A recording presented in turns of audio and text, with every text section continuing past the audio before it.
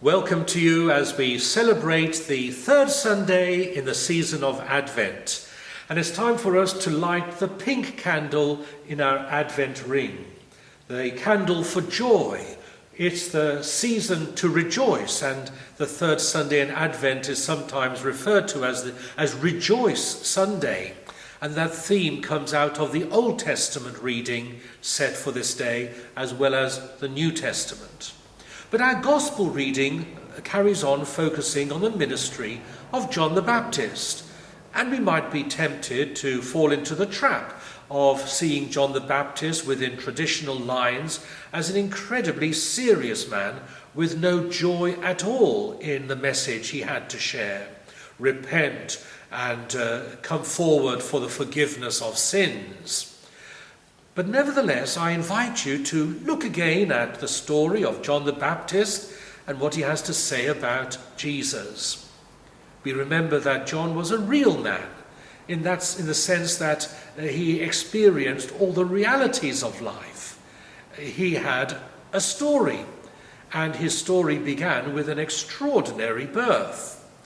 But nevertheless, he would have grown up within the extended family to know that there was another member of his family who was 6 months younger than him, called Jesus, who had a far more extraordinary story to tell and a far more miraculous birth to his credit.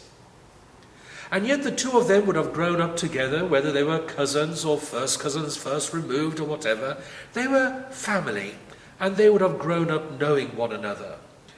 By the time they were 30, and we assume that they were 30 when they started their public ministry, by that time they really knew each other very well. And John knew Jesus. Before Jesus had preached any sermon or performed any miracle, there was something about this other member of his family that filled John with great sense of awe. What could it have been? Was it Jesus' character? Was it simply the way he was? Or was John mindful of the stories that surrounded Jesus about his extraordinary birth at Bethlehem? I'd like to think that the beginning of Mark's Gospel has a hint of Christmas about it. But what I really appreciate about John's comments on Jesus is that he is totally humble about the fact that Jesus is far greater than he is, that he is simply the warm-up act for the main event. If we carry on reading the Gospels, we'll find John saying this. He says about Jesus, "I must decrease and he must increase." As we prepare to welcome Jesus afresh at Christmas, let's remember that we are welcoming the one who isn't going to come to serve our purposes, but he is going to be the one who is going to inspire our adoration.